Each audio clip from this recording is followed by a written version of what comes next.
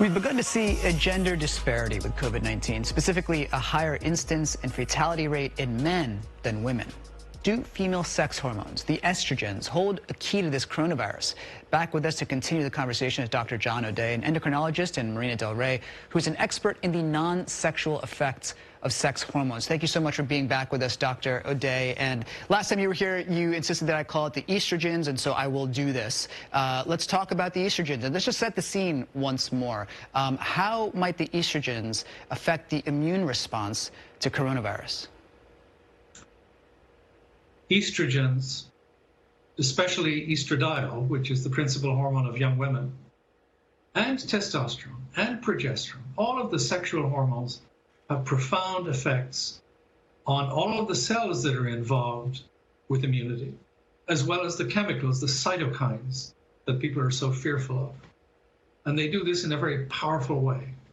Not only that, but they regulate it. It's not a case of turning off the immune system or boosting it, but of making it in tune with, in rhythm with what's necessary. Because after all, the immune system is a stress response mechanism, adaptive to new conditions. Just as your stress response in your brain is an adaptive dynamic system.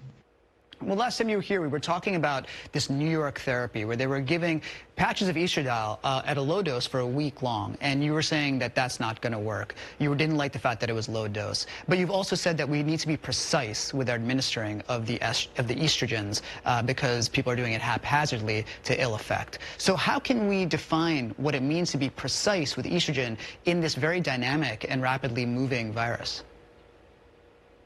The sexual effects of these sex hormones are slow and sluggish, and they operate by changing the expression of our genomes. In contrast, the effects on the immune system, many of them are caused by what's known as a short rapid effect, and any effect that is short and brief is sensitive to fluctuations, to flux.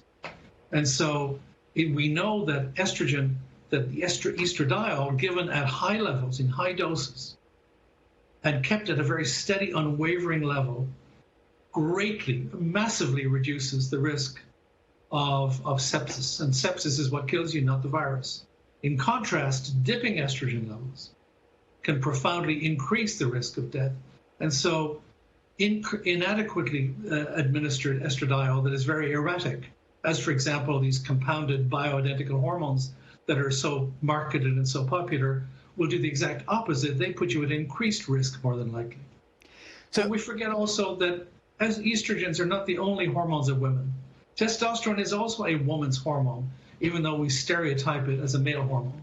And so, Dr. Day, I want to jump in here because we are sort of framing the estrogens as a miracle answer to coronavirus, and there is just some critique and countervailing thought on this. And it's essentially this: women in menopause are still doing better than men. And women in menopause tend to have estrogen levels that are comparable to men. In other words, maybe there is some discrepancy in this idea that it's estrogen that is helping women have better outcomes with coronavirus. What do you say to that? Testosterone is a powerful immunoregulator, and it suppresses excessive cytokine release. So people forget that testosterone also has a normal presence in women. And that starts to drop at about the age of 53 or 4 or 5, something like that, and progressively dips as well. And that's why older women get depression and fatigue and so forth. So testosterone is a powerful anti-aging drug. I hate to use the word anti-aging because it's so often used by alternatives, but it does have a powerful effect at sustaining the immune response and optimizing its response to threat. There can be a response and an interplay between the estrogens and stress levels, and there is some now reporting and some commentary around the impact that stress may have on the experience and expression of this coronavirus. What can you tell us more about the idea behind that? I think that makes a great deal of sense. You look at some of these healthcare workers who are healthy, like the poor guy in China, the whistleblower in Wuhan, and suddenly they're dead. And I have to think that he was probably working his tail off and spending far too many hours. I mean, you could see it in the videos of him. And that stress like that strings out your immune response because the stress hormones have enormous effects on immunity, both in terms of defense mechanisms and abnormal, dysregulated responses. There are so many frontiers of the unknown, and it feels like every week we're having new theories around this and experience a new experience of symptoms and the expression of the virus. Thank you so much for giving us some more insight on the estrogens, and maybe we focus more on stress next time. It was great to talk to you, Dr. Day. Appreciate your time. Thank you, Henry.